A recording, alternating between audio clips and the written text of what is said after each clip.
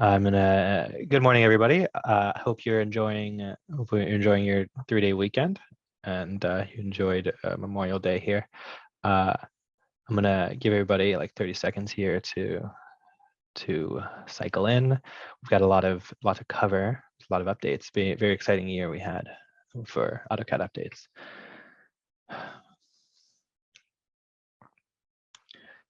So I can get started talking about myself.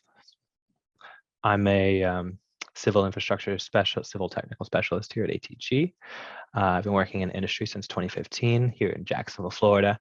My experience is mostly in civil land development, like commercial site designs for food and beverage manufacturers, and did some GIS mapping for the government and survey plans, as-built, and layout sheets for survey crews. You can find more information about me here on the ATG USA website under the services dropdown. Here's a pretty picture of me. Today, we're going to be covering some of the updates to AutoCAD and Civil 3D. I'm going to talk about some Project Explorer updates. The AutoCAD interface has been changed slightly. Trace is a little bit more user-friendly. There's some block placement updates. Subassembly Composer now as a tab in the tool space, and so there's some things to talk about there.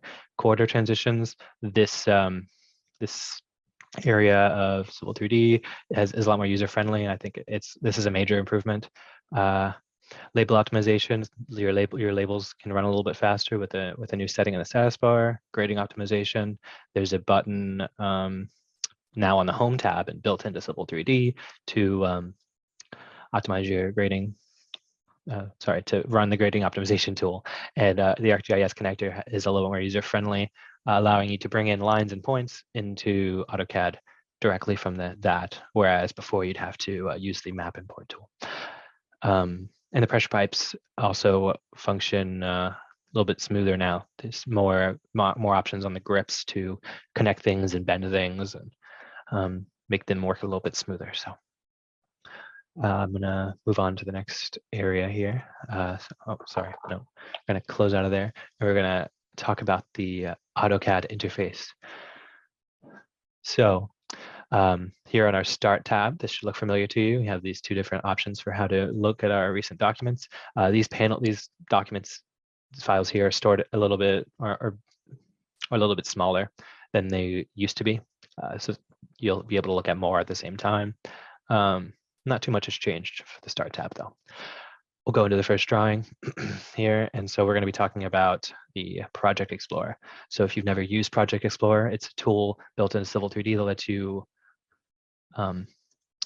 lets you run reports and make tables relatively quickly and apply and track your custom AutoCAD properties in the properties menu for some of these Civil 3D objects. So you can assign a custom property for a pipe and give it an owner or something like that for each different pipe. I think that already exists, but that's just an option. You can give a catchment of owner or something like that. So a little more about the Project Explorer. It's like a window that runs on top of AutoCAD. So you can work inside of AutoCAD and click around in here, but it's not gonna bring the AutoCAD window over top of the Project Explorer window. So I think it might be nice if you kind of drag this over on a window on another screen or something, so you can use your screen real estate a little bit better. So this catchment tab is new in the Project Explorer window. You can click Control and select any of your catchments. So you see I'm clicking the Control key at the bottom left of my keyboard, and they're all highlighting as they're selected. So within the flow, you can modify things like the flow paths that are part of your catchments and double click them and change them from the Project Explorer window. The other things that got updated are the property sets. So we have some property sets in this file. Well, we have some blocks in this file. We're going to assign some property sets too. So we're going to click this plus button, And so this is going to bring up our property set manager. This is also this is built into AutoCAD. It's right. Sorry. You can find this button here. So this interface is nothing new, but it's now accessible. It's accessible from the Project Explorer. So we have these trees. We're going to make a new property set definition for building corner. We're going to go to applies to and select block definition, block reference, and then give it some properties such as name, rotation, X and Y, and click OK. So we define that. Now we'll have to add these property sets definitions to objects. So we can click this plus button. Oh, sorry, we'll select them in the AutoCAD window first. So I have building corner selected, so I'll select the building corner block I have right here. We'll select this block, click this button, and then we'll add it. If we rotate the block now, for example, we can see the information there changing in the Project Explorer. You can add multiples, so we can select all these blocks and add them as within this interface here, and then we can delete them if we wanted to with this delete button. So there's a little bit about the Project Explorer. The next thing I want to talk about are traces. So go over to this next file here. So AutoCAD has had this trace interface here. We can go to the Collaborate tab in the ribbon, click the Traces palette button, and it'll bring up our trace palette. I have a trace active in this drawing. It says make room for farmhouse. And so this is an interface that allows you to do markups for like engineers or somebody who doesn't know AutoCAD so well in AutoCAD natively. You can push the traces to the front or back with this button. And you can copy from trace. This is a new AutoCAD command that lets you copy information into and out of the trace. I think it should work this way. There it is. Okay. Now, if I close the trace, it's now the text is there, whereas before it was not. So that's how that trace function works. I'm going to import a trace, and we can talk about importing markups into AutoCAD. So I have this marked.pdf. We can click open, and it's going to jump to the place that it's synced toward.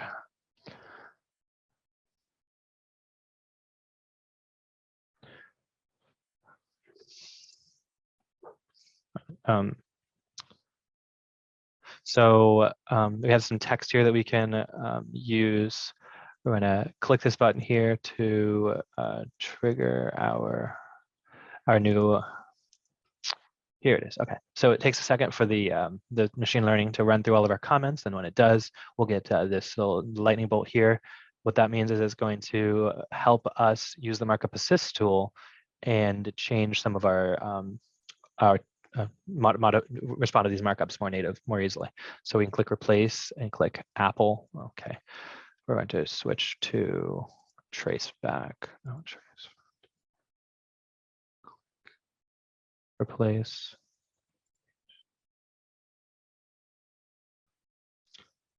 Okay, we need to go to the sheet and then import the trace. Sorry, import trace. Right. So the text I was trying to select wasn't there, so it wouldn't update. Now, as our labels are in the paper space. Now that we are in paper space, if I give this a second, it'll load. While we're looking at that,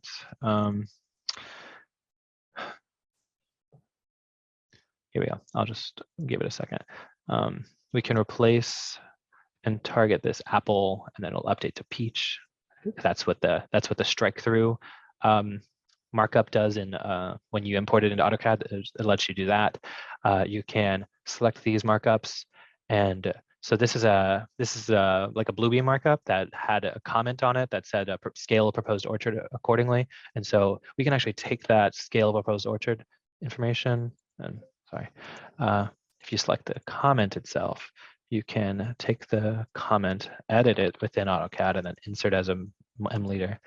And then so we can create our text from some of these leaders. There's some more markups here. We can replace the text that says barn with this markup that says proposed farmhouse. And so now it's updated. Then we can also see that we can, it'll automatically invoke some of these commands to move objects just from selecting some of these comments. And so in the future, I'm sure they're going to they're going to add things from scale or rotate. So when you see a comment that says those sorts of AutoCAD commands, it'll invoke those commands automatically.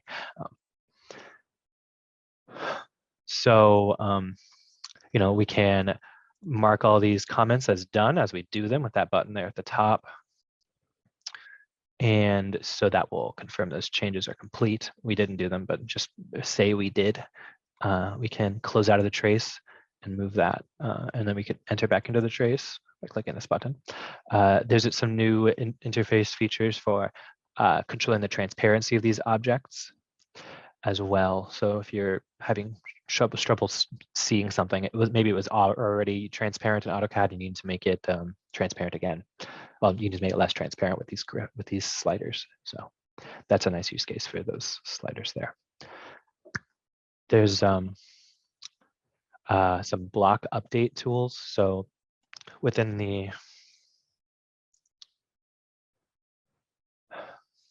this blocks palette, we can click blocks from library and access our blocks palette. There's this new option for predictive placement, so it'll try to rotate your blocks to like corners of walls and such. I think it would be pretty useful for architects, but that's a new button there. There's also a new block replace tool, so you can type B replace and it'll come up. Also in the properties palette, if you select a block, next to the name icon, it'll suggest that you maybe want to replace the block there, which is nice. So you can do B replace and select multiple blocks. You can do I think I ran the wrong command, B replace, there it is. And you can select multiple blocks, click enter, and then select like another block. So this is like apparently machine learning. They're going to suggest different blocks here. I don't think these are too useful, but it also just shows the recent blocks that you have used and imported into AutoCAD. So we can swap these trucks out for a little compact car. It'll ask us if we want to redefine, because the block, we already have a compact car in the file. We do. And so, that was pretty nice and seamless. You can do that in bulk, but make sure that you're targeting blocks with the same name. Something that if you target two blocks with different names, it'll say the select contains two different block definitions and won't run. And that's just how this tool works. So let's talk about some more Civil 3D stuff now. The subassemblies now has a collection list here on the side. So I brought a specific subassembly from a file, from a PKT file. And if these things get updated, so we can go ahead into, where am I going? I'm trying to go here into the subassembly composer. We can move these things around. So this is our subassembly for our sidewalk. You can see it's added into our file at these points. And so if we make modifications to it, you see it's being updated. It's being referenced here.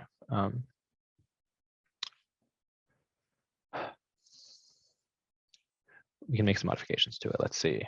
For this line, we'll move it minus 0.5. So you see it comes out a little bit. And then you can select over here if you want to find things this way, and we can change the X distance here, X delta here. And then we can click File. Oh, I don't know why I can't save it. File. Oh, I can. Okay, so I saved, and now I can shrink this.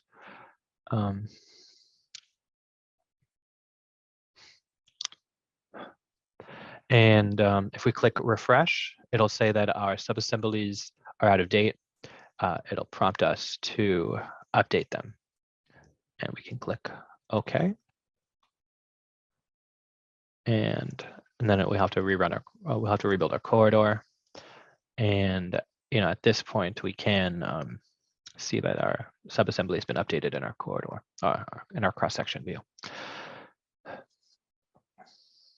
So that's nice. Hypothetically, if this subassembly were to move, so we can take this PKT file, cut, paste it here. We can paste it into here. And refresh, we'll get an error, and we can fix the path and correct it to the new location. So this is all new. You couldn't do this before.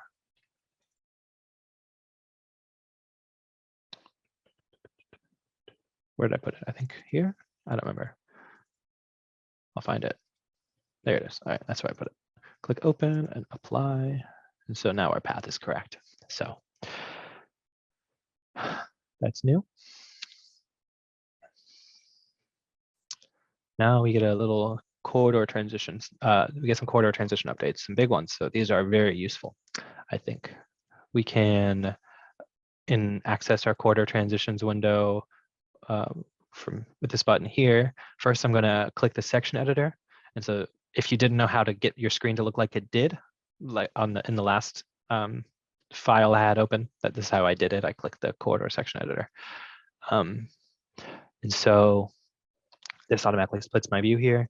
You see this white line is going to control where we're looking. I'm sorry, where our section is live. So if we drag this forward or back, it'll update, and our section view will update as well. So now I will select the corridor and click Edit Corridor Transitions. We'll get our transition dialog, and it'll prompt me to start a transition. So I think we're going to put that here. And so as I highlight different areas, it highlights in the assembly view at the bottom right. And so we can click this pavement width one, and sorry, the pavement area one for the rightmost lane, and click width. And then we can define a new transition to begin at a specific station and end at a specific station. So we'll have to have 3 parts to this. So I'm going to follow the command line here at the bottom. It says enter a start. We'll say 1200, and then it'll default to the value of 12. We can confirm that it is 12 at that. The width is 12 at that point. And then we'll give it an end station for this piece of the transition. We'll say 1250, and then we'll type 18, and then that width will be 18 from here to here as is highlighted on the screen. And you can select these different types of transitions and click linear. We'll define a new, we'll define the next piece of our end transition, and we can click, let's say 1450, and click enter. And so that's our next, that's our end station. So it automatically assumes that we're starting at where we left off at. And then it's going to ask us for the width at that point. We'll say 18. We'll hold it at 18 for a little while, and then we will come back to 12 at 1500, and click 12 and enter. So This is nothing new. You should be able to do this in 2023, but you can't do some of this other stuff. So we can lock this and move it. So this button here, we didn't used to be there. If you ever wanted to move any of these corridor transitions around, you have to select all 6 of these and update them one at a time. These station values. So let's we'll type 13. Oh, sorry, not 13, 1300. And then it will move the whole corridor transition forward. If you click apply, it will actually apply the corridor transition. So if you click 1100, apply, it'll move it back and forward. So that's nice. I'm going to go into the other corridor transition file here to save us some time. Corridor transitions.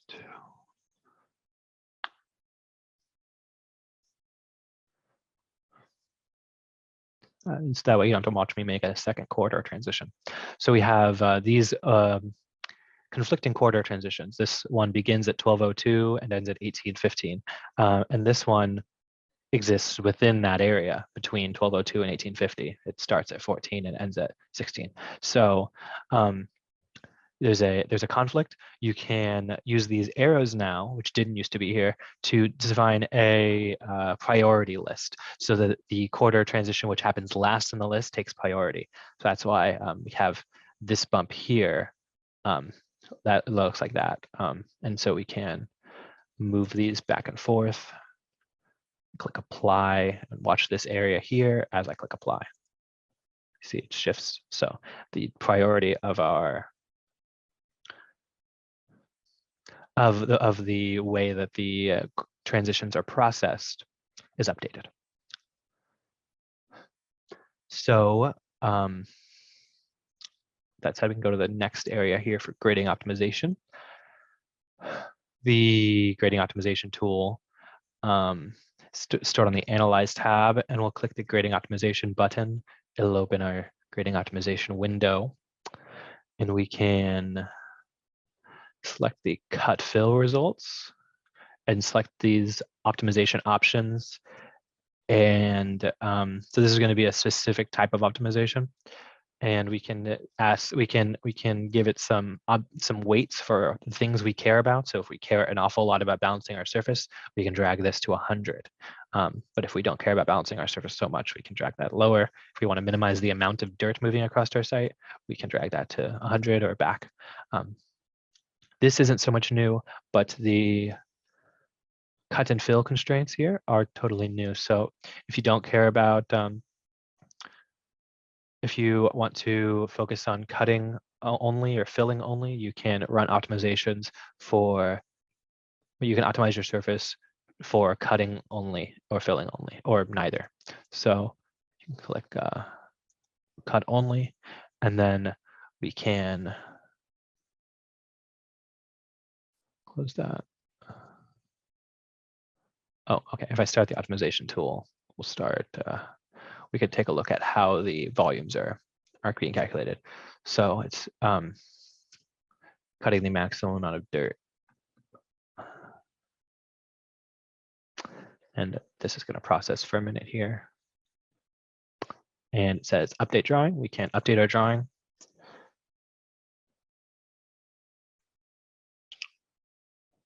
So there's some new options here as well in the feature lines section. We can control how the feature lines are named when they're brought into AutoCAD. So you can give them a prefix, or we can update existing feature lines if we already have them in our file. You see that we don't have any feature lines in our file, so it won't do anything.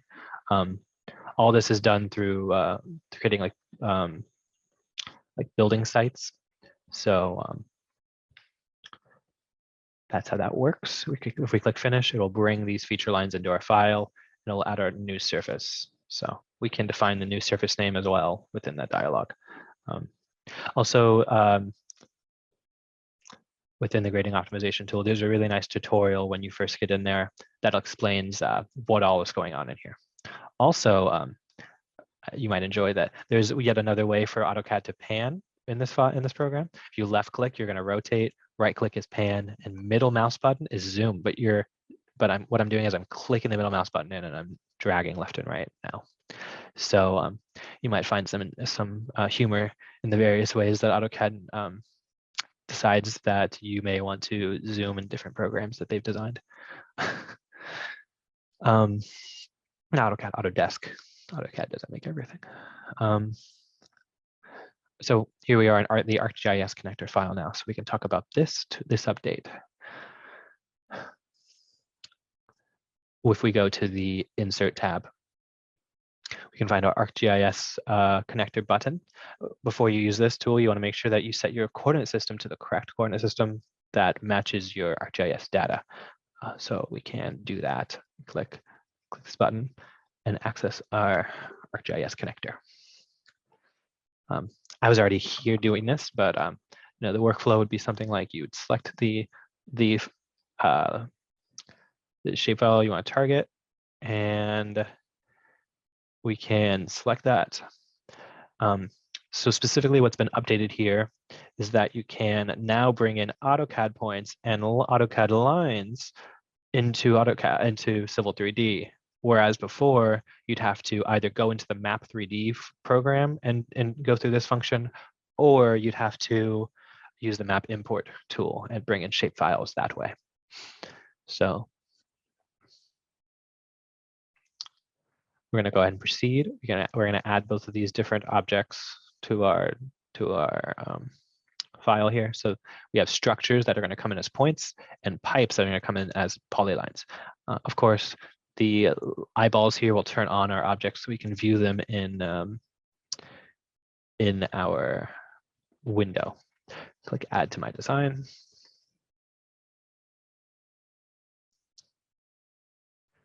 Okay, so it says that we're going to bring these things in. If we select defaults, so we have these settings for how these objects are going to come in, and we can define the layers that they're going to come in on with this template interface. If we just click import, it'll all come in on layer 0 because that's the default setting. It'll just all come in that way. If we were to click add new, or we click edit, you can go to AutoCAD objects now. This is a new tab, and you can click add and create a setting name for pipes. Click query. Oh, sorry. So at this point, at the source layer point, you'll want to type in the name of the layer within ArcGIS. Of course, you have to type it in, so it's kind of weird. Like, do you remember your layer name? I don't know. So the workaround, you can click on the query button here, and then copy these names from this property source dropdown. You can just select them and Control C and bring them back and Control V. So we'll type pipes in for our source layer, and we can set queries. So all the pipes that are in this county can go on this layer, and all the pipes that are in another county can go on a different layer. If we had this built out, we can define these different operators and values to target. So we can target a layer like C storm pipe, and we'll add another one for structure. And if you're unsure about your layer name, just copy it and paste it. We'll find our C storm structure layer. C storm.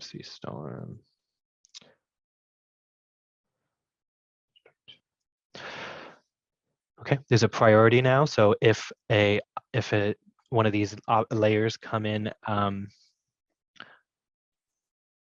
while being defined by two of these different filters, then they will then the priority will decide which layer the object actually goes on. So if you had lines that both had the property of one county name and another county name in their property box, in their county name property box, they would you would control the priority here. So you click OK and import. It should bring in those objects. Okay. Do it one more time, and if it doesn't work, okay. So organization, storm example, AutoCAD point, polyline, create a box.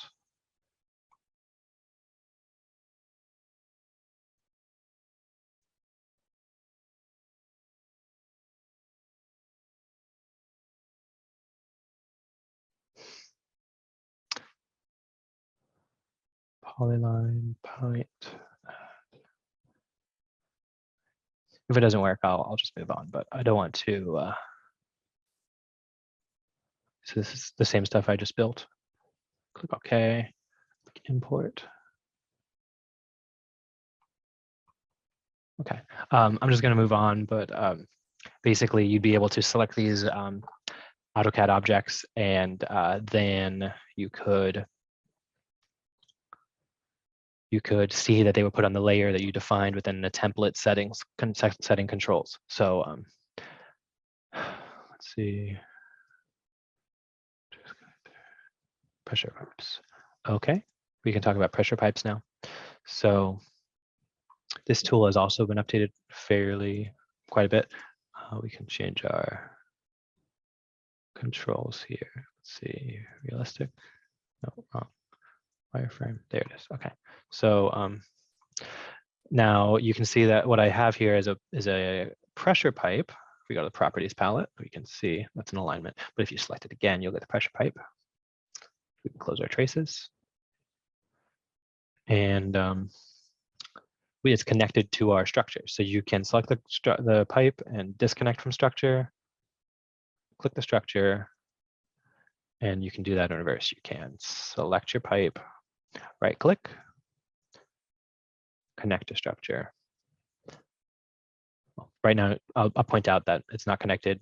Our label here, which would be pulling the information from our pressure pipe, is not doesn't include it because it's not connected. And then we'll click it, and then we'll update, and it'll say the size and invert of our pressure pipe. So you'll want to go into your label styles here and add our new option for pressure pipes. So this is what mine looks like. You can see my contents and take a look at that. So when you click text for each and you're targeting your pipes that you want to include in your labels, you can click all pressure pipes. So then you can include information about the pressure pipes. Click OK. You would click OK and then define your label. Click cancel. Cancel. That's how that works. You can select your pipes and you can select the pipes, and then by hovering over the grips on the alignment, you can convert them to arcs, which is cool. Pretty new. In addition, you can, there's some more controls for when you select the pressure pipe, you can go to your settings. You can just edit the fitting style here. And there's options for defining a different block to display when you're having a vertical bend on your pipes in plan view.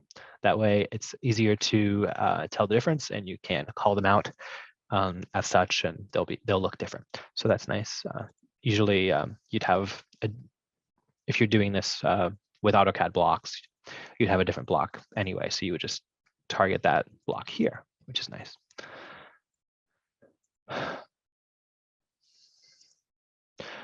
Then also, there's a new option for hatching the fittings. If you don't have particularly complex blocks, you can hatch them in, and that's nice. You can control the hatches down here with the pattern selection.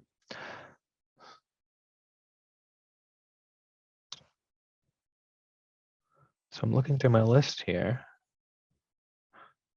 I think I covered just about everything. We can talk about the label optimization. So that's something I didn't say anything about. We'll go back to the corridor transitions file, click close, and so that'll get me out of the section editor view. And within here, we can select our new options for label optimization. So with redraw when zooming, I'll demonstrate that. You can zoom in on one area. I typed RE to regen, and you'll notice that my labels over here are gone. So that means that AutoCAD isn't holding these labels in your RAM while you're zoomed into some area where the labels aren't present. So that's going to make AutoCAD run a little bit smoother. And so I like that quite a bit. So I would turn that on. So label group level of detail. I'm not sure I'm going to be able to demonstrate it very well because I had a hard time earlier, but basically, if you zoom out a lot, you're going to show less labels. And if you zoom in a lot, you're going to show more labels. There's on the View tab in the Viewport Tools dropdown, there's the level of detail toggle here. So this is going to make your contours show more or less contour. You make your surface show more or less contours as you zoom in or out as well. So that consistency in naming is kind of there. So yeah, there's this toggle. You can turn the whole tool off, and then it won't run at all. If I zoom in over here, type RE, zoom back, the labels are still stored. So this is how AutoCAD works if you're running like 2023, and if you're running 2024, you turn that on and speed up some of your labels, let your AutoCAD how AutoCAD runs for you. So, and of course, your RE command is going to automatically regenerate all the labels in your window there for you.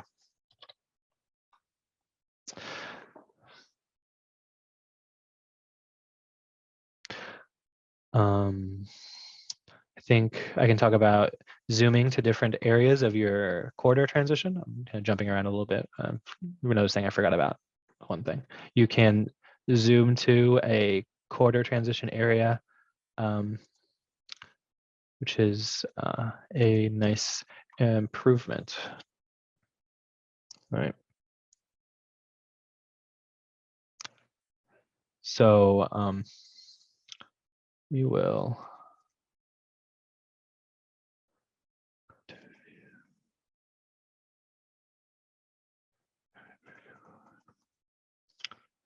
So we'll go to the questions area now. So if you guys have any questions about anything we covered, I'm happy to field any of them. Justin, maybe you want to jump in and facilitate that, but I'm here if you guys have any questions about what we covered. We'll give it a couple of minutes. If anybody has any questions for Tobin, please type them out in the chat or in the Q&A.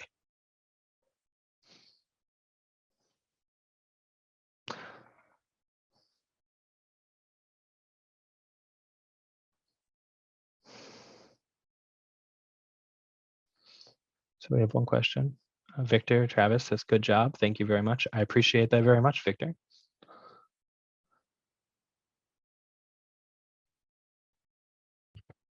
Okay, Tobin, it looks like we do have one in the Q&A panel. It says, this is from William. It says curb transitions or wedge curb transitions on corridor.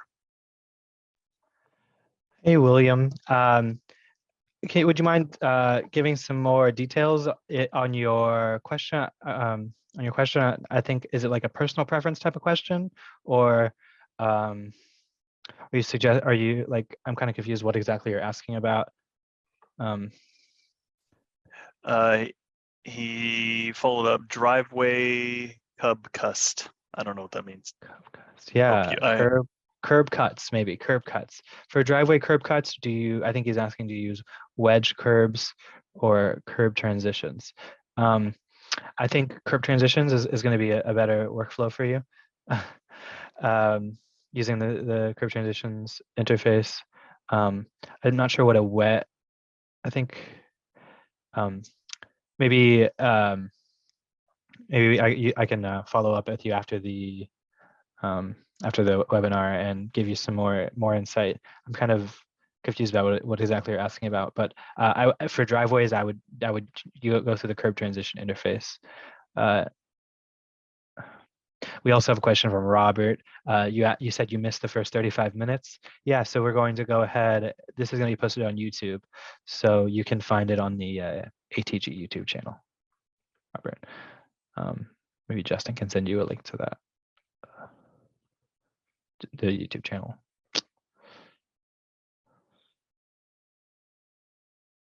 Cool. Well, I would say if there's not any other questions, I think we can probably go ahead and shut it down.